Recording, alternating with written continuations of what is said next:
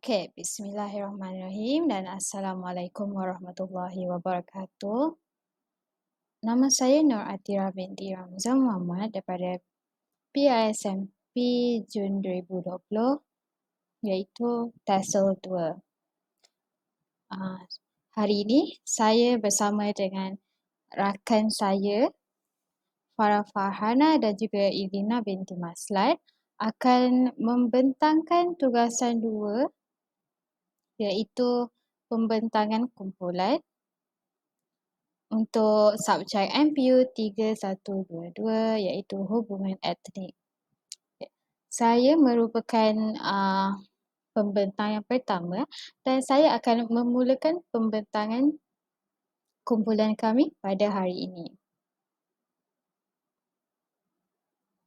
Okey, pertama sekali adalah pengenalan untuk pembentangan kami pada hari ini iaitu mengenai unsur-unsur tradisi. Okey, apa itu unsur-unsur tradisi? Okey, kami melakukan pencarian dan kami telah jumpa jawapannya iaitu unsur-unsur tradisi ini adalah merupakan faktor yang penting bagi mewujudkan identiti negara Malaysia dan juga untuk memupuk persefahaman ke arah perpaduan. Seperti yang kita tahu, negara Malaysia ini kita mempunyai pelbagai kaum. Oleh itu, unsur-unsur tradisi ini amatlah penting untuk negara yang berbilang kaum seperti negara kita, negara Malaysia. So, unsur-unsur tradisi ini adalah juga merupakan kontrak, dikira sebagai kontrak sosial yang telah disepakati oleh semua orang semasa menggubal undang-undang negara kita lah.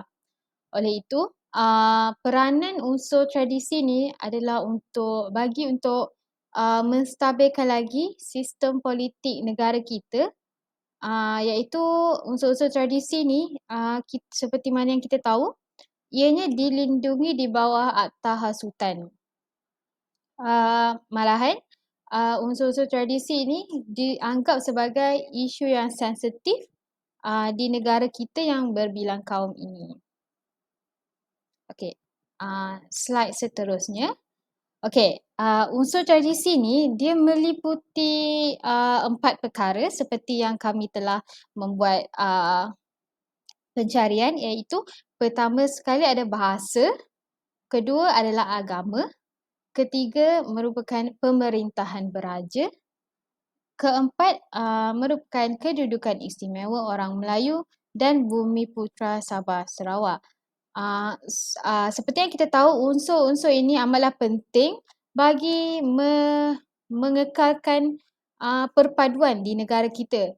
Oleh itu, kita mestilah menekankan lagi unsur tradisi ataupun memfokuskan lagi unsur-unsur tradisi ini agar negara Malaysia ini mampu mencapai atau menjadi negara yang harmoni dan juga bersatu padu walaupun negara kita ini mempunyai rakyat yang pelbagai kaum. Okey. Seterusnya adalah kita akan lihat kepada untuk menjawab pembentangan kami pada hari ini iaitu isu pluralistik yang dihadapi oleh masyarakat di Semenanjung Malaysia, Sabah dan Sarawak. Oleh itu, kumpulan kami telah membuat carian tentang isu-isu ini dan kami telah menyenaraikan ada 5 isu yang kami ingin tekankan, iaitu pertama sekali adalah tentang sekolah vernacular, yang kedua merupakan provokasi dalaman dan luaran, ketiga adalah perbezaan bahasa, keempat merupakan agama dan adat, dan terakhir sekali adalah hak orang Melayu dan juga Bumi Putra Sabah dan Sarawak. Oleh itu, kita akan lihat satu demi satu isu ini dan isu pertama ini akan dihuraikan oleh Pembentang yang kedua iaitu Farah Farhana. Okey. Assalamualaikum, nama saya Farhana binti Muhammad Saleh. Saya akan menyambung pembentangan Atira. Saya akan membentangkan isu yang pertama iaitu sekolah vernacular.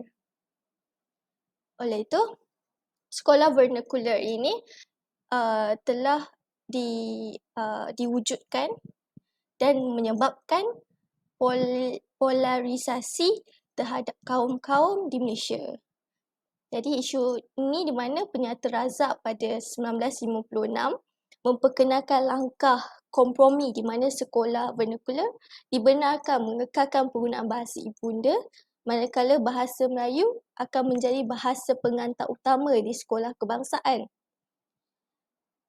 Perbezaan antara sekolah kebangsaan dan sekolah jenis kebangsaan adalah dia mempunyai kurikulum dan skop pembelajaran yang sama, tetapi bahasa pengantar yang digunakan adalah berbeza, iaitu bahasa Mandarin dan bahasa Tamil. Jika kita melihat semula isu iaitu berkaitan dengan sekolah vernacular, sebenarnya ianya tidak dapat menyatukan kaum untuk membentuk sebuah perpaduan sebenarnya, kerana di setiap sekolah, contohnya sekolah jenis kebahasaan Cina, sekolah jenis kebahasaan Tamil menggunakan bahasa pengantar yang berbeza mengikut bahasa ibunda mereka.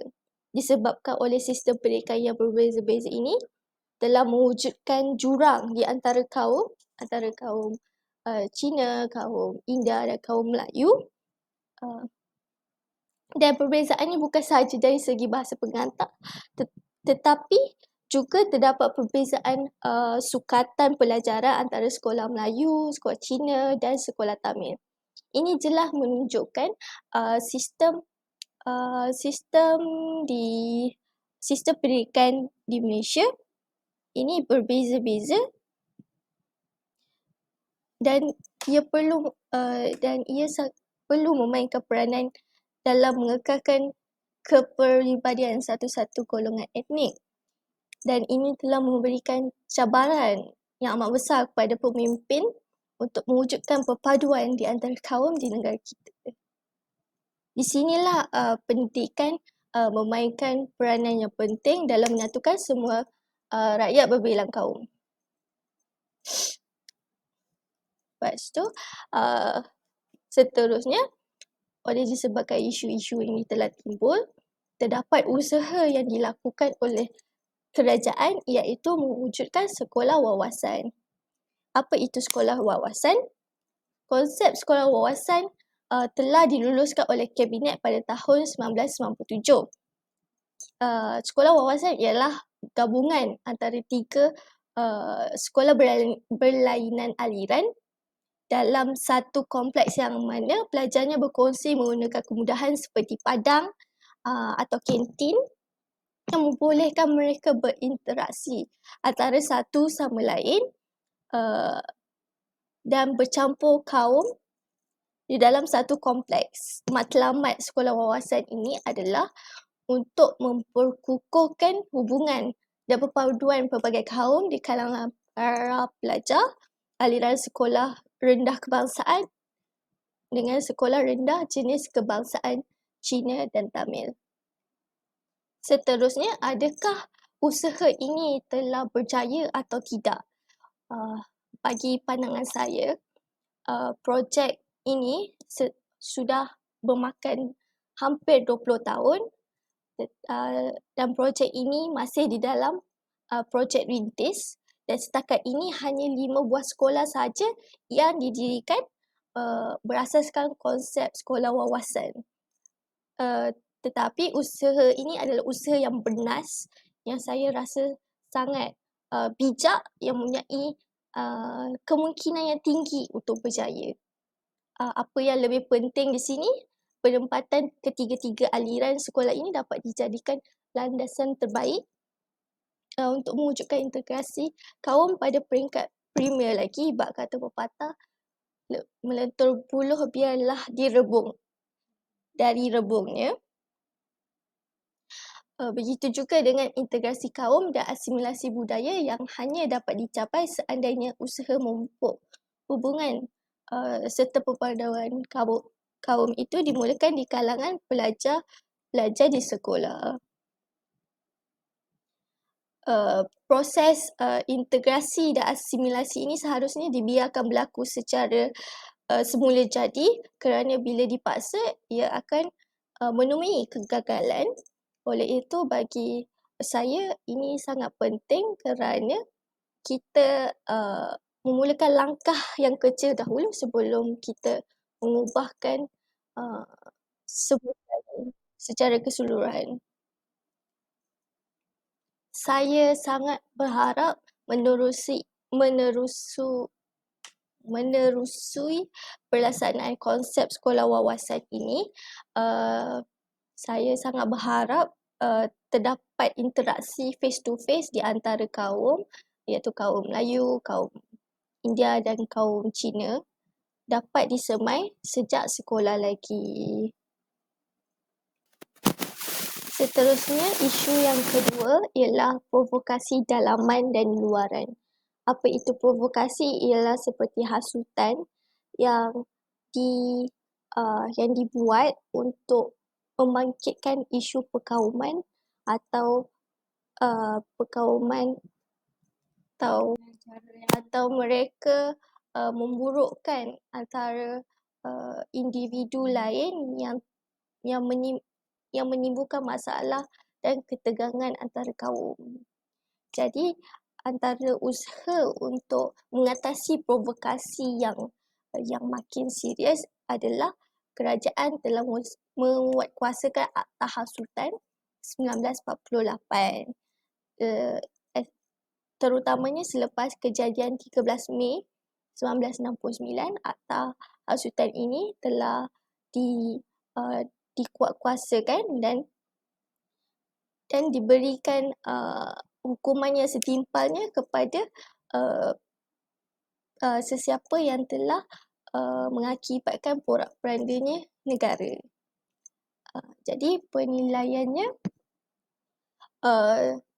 kerana usaha ini telah menyebabkan kita telah dapat menangani serangan provokasi bersih dan provokasi Soros, di mana terdapat demonstrasi yang ingin menjatuhkan kerajaan secara demonstrasi jalanan.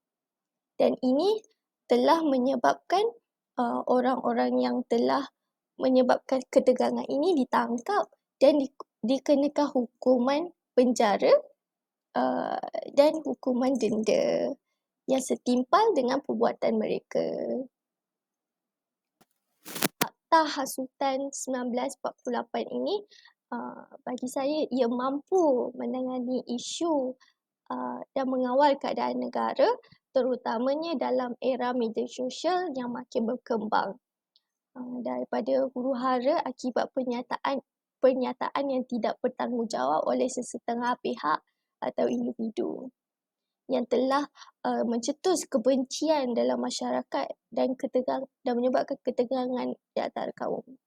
Sehubungan itu disebabkan usaha ini, pihak polis di Raja Malaysia akan segera dan tidak teragak-agak untuk mengambil tindakan terhadap mana-mana individu atau pihak yang melakukan provokasi tanpa mengira kaum dan kecenderungan politik. Isu ketiga, Irina akan menyambung kembali. Jadi bismillahirrahmanirrahim. Assalamualaikum warahmatullahi wabarakatuh. Saya Irina binti Maslan. Jadi saya akan meneruskan ke isu yang ketiga, iaitu perbezaan bahasa. Jadi isu yang saya dapat perolehi daripada isu ketiga ini, iaitu perbezaan bahasa, ialah penggunaan bahasa Melayu dan kewajipan kelulusan bagi pelajar-pelajar di peringkat sijil pelajaran Malaysia, iaitu SPM. Jadi usaha yang kita dapat lakukan daripada isu ini ialah kerajaan boleh menguatkuasakan penggunaan komunikasi menggunakan bahasa Melayu yang efektif secara formal dan tidak formal seperti di dalam persidangan parlimen, perbahasan, temuduga dan juga lain-lain.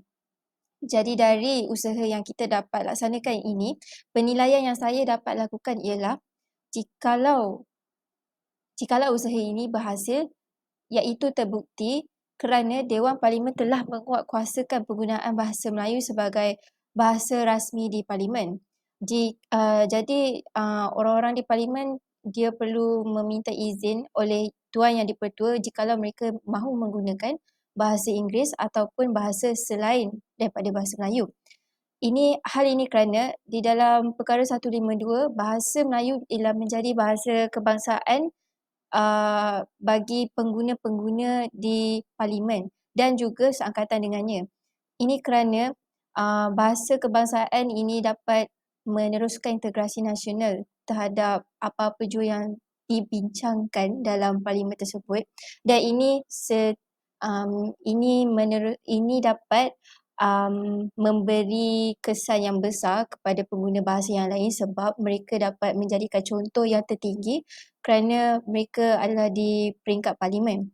Jadi ini dapat menyatupadukan rakyat dalam pelbagai kaum kerana orang-orang yang di Parlimen terdiri daripada bukan sahaja orang Melayu, malah orang Cina dan juga orang India dan orang kaum yang lain. Jadi saya akan teruskan ke isu yang keempat, iaitu agama dan adat. Jadi isu yang diketengahkan ialah menetapkan seluruh rakyat Malaysia untuk menzahirkan 5 rukun negara yang tertera seperti yang diwartakan dalam perlembagaan. Jadi rukun negara yang saya fokuskan di sini ialah rukun negara yang pertama, iaitu kepercayaan kepada Tuhan. Jadi kita akan sentuh berkenaan agama dan adat yang ada di dalam negara kita. Jadi usaha yang saya dapat saksikan ialah individu di negara kita bebas untuk menganut dan mengamalkan agama masing-masing tanpa kecaman atau ugutan daripada mana-mana pihak yang lain. Hal ini kerana dalam perkara 11 dalam perlembagaan kita, dia ada nyatakan bahawa agama lain boleh diamalkan dengan aman dan damai di mana-mana bahagian persekutuan, kecuali kepada orang Islam kerana agama Islam itu adalah agama persekutuan dalam negara kita. Jadi sesiapa yang menganut agama Islam, mereka tidak boleh melanggar perkara 11 ini, iaitu setiap orang berhak untuk menganut dan mengamalkan tertakluk kepada undang-undang dan negeri dan wilayah, iaitu selain daripada agama Islam lah. Jadi penilaian yang saya dapat nyatakan di sini ialah usaha ini adalah terbukti berjaya kerana semua kaum di negara kita telah diberikan hak kebebasan untuk menyambut apa jua perayaan dan hari kebesaran agama dan bangsa masing-masing. Kerana terbuktinya kerajaan telah menetapkan percutian raya bagi setiap perayaan kaum yang kita ada di negara kita secara individual, supaya kita dapat menghormati semua masa bagi setiap perayaan dan kaum masing-masing. Dan ini juga telah difokuskan dalam perkara 11, iaitu semua agama akan menguruskan hal agama masing-masing dengan sendirinya. Jadi itu sahaja daripada saya akan serahkan kepada pembentang yang seterusnya. Okey, terima kasih Irina atas pembentangan yang begitu hebat sekali.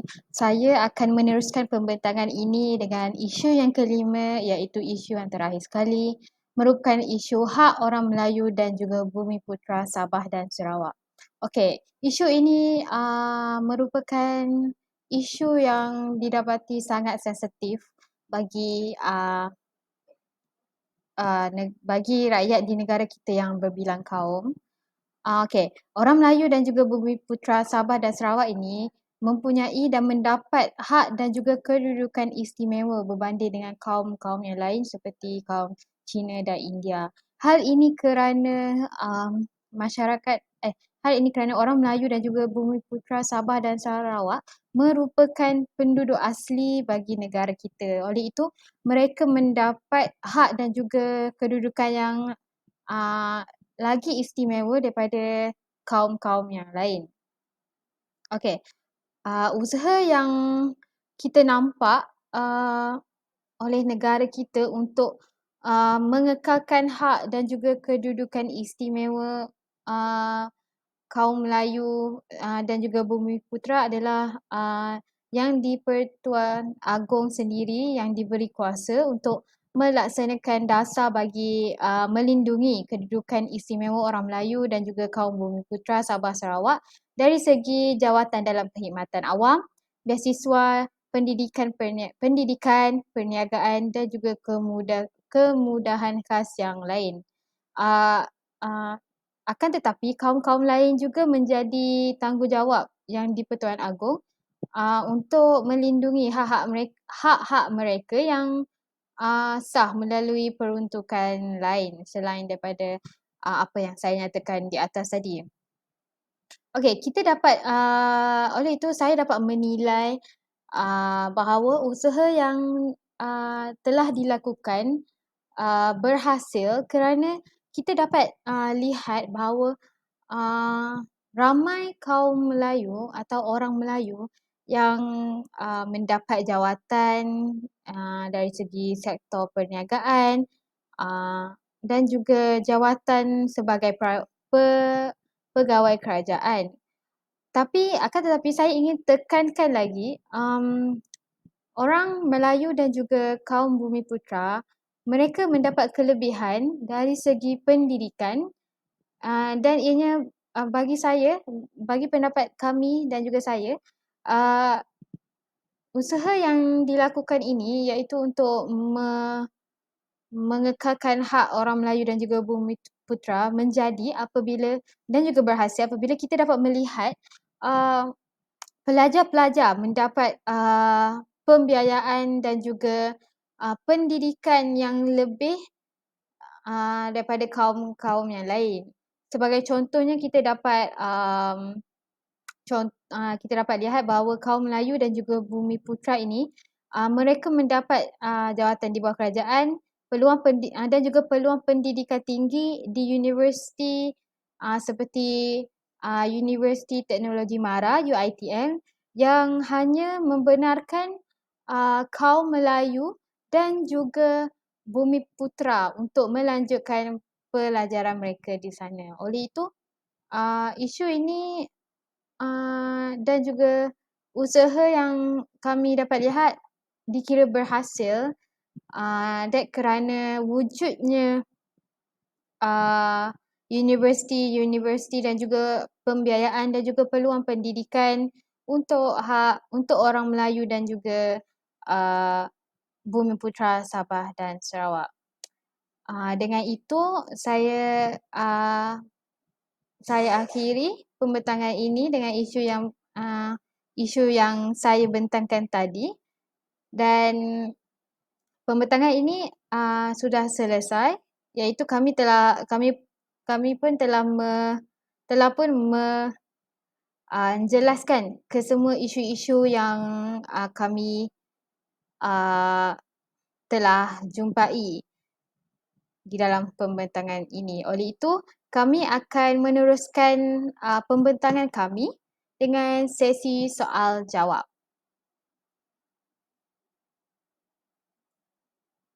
Okey, bagi sesi soal jawab ini, saya ingin menunjukkan soalan kepada pembentang yang ketiga iaitu Irina yang memberi pembentangan tentang atau menghuraikan tentang agama sebentar tadi, isu agama sebentar tadi. Oleh itu, Irina, saya mahu bertanya kepada kamu. Oh, tidak. Saya untuk agama, tidak. Saya akan menanyakan tentang bahasa. Kerana saya rasa agama telah dihuraikan dengan sepenuhnya oleh Irina. So, saya akan menanyakan soalan tentang bahasa. Okey, Irina. kita mengetahui bahawa kita dan kita dapat melihat bahawa penggunaan bahasa Inggeris sangat berleluasa di negara kita kebelakangan ini. Pada pendapat anda, adakah bahasa Melayu ini lebih penting daripada bahasa Inggeris? Saya ingin mendengar jawapan daripada anda. Silakan Irina. Terima kasih kepada Nur Atira. Jadi, bagi menjawab soalan beliau, adakah bahasa Melayu lebih penting daripada bahasa Inggeris? Jadi, pada pendapat saya ialah bahasa Melayu merupakan satu bahasa yang penting kerana bahasa Melayu adalah bahasa kebangsaan kita sebagai seorang warga negara di Malaysia.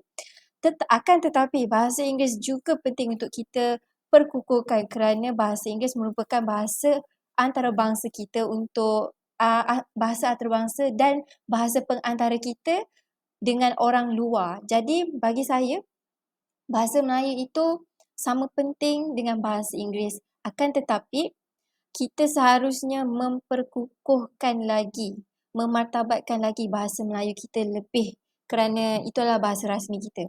Dan kita seharusnya bangga dengan bahasa kita itu. Jadi, kesimpulannya, oleh itu, kita sebagai rakyat Malaysia, kita seharusnya memartabatkan bahasa Melayu kita dan memperkukuhkan bahasa Inggeris pada masa yang sama. Jadi, saya ada soalan untuk pembentang nombor 2 iaitu Farah Farhana. Jadi, soalannya berbunyi, pada pendapat anda, adakah wajar untuk kerajaan meneruskan sekolah wawasan di negara kita? Ini adalah di dalam konteks sekolah vernacular. Jadi, saya jemput pembentang nombor 2 untuk menjawab. Terima kasih Irina.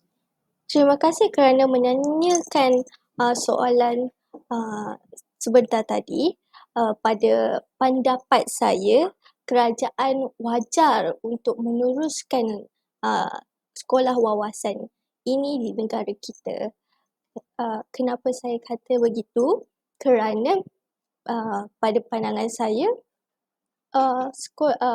matlamat sekolah wawasan ini memerlukan jangka masa yang panjang untuk melihat hasil daripada projek ini. Hal ini kerana asimilasi dan integrasi antara kaum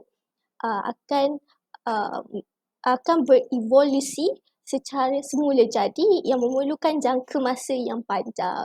Jadi kita tidak perlulah memaksa mana-mana pihak untuk berasimilasi atau berintegrasi antara kaum. Jadi ini adalah satu langkah yang bijak di mana kita masih mengekalkan jenis-jenis sekolah jenis kebangsaan, tetapi kita meletakkan antara tiga-tiga kaum ini dalam satu tempat yang sama.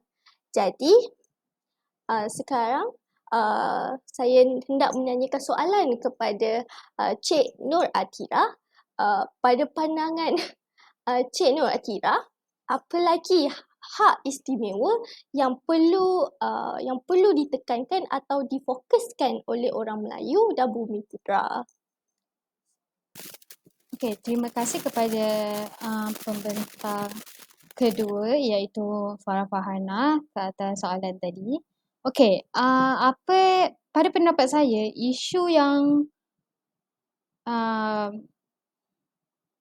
pada pendapat saya, hak-hak yang kaum Melayu dan juga Bumiputera perlu tekankan lagi adalah dari segi hak pendidikan. Hal ini kerana pendidikan bagi kesemua masyarakat dan juga rakyat sesebuah negara mestilah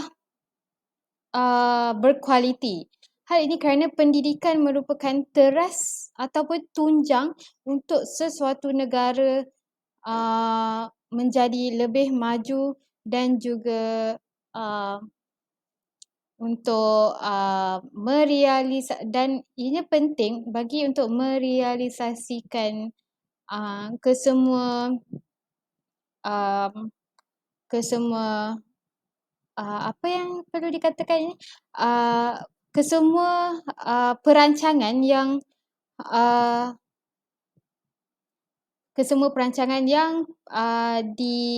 akan dijalankan pada masa hadapan. Hal ini kerana pendidikan ini seperti mana yang kita tahu,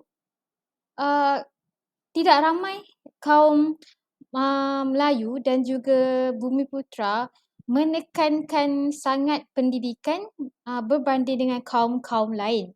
Kita boleh melihat melalui dana-dana yang disediakan untuk sekolah-sekolah. Seperti yang kita lihat di sekolah jenis kebangsaan Cina, mereka diperuntukkan dana yang tinggi untuk memastikan sekolah mereka mempunyai kelengkapan yang lengkap dan juga selesa untuk murid-murid melalui proses pembelajaran. Oleh itu, hak pendidikan ini perlu ditekankan dengan lebih mendalam agar orang Melayu dan juga Bumiputera mempunyai taraf pendidikan yang sama seperti kaum-kaum lain dan juga dapat meningkatkan ilmu pengetahuan mereka dan seterusnya menjurus ke arah pemodernisasi sesebuah negara, iaitu negara kita Malaysia. Saya harap jawapan itu menjawab pertanyaan saudari Farah Farhana. Okey, sudah tamatlah sesi soal jawab oleh kumpulan kami dan hanya itu sahaja daripada kumpulan kami. Sekian, terima kasih.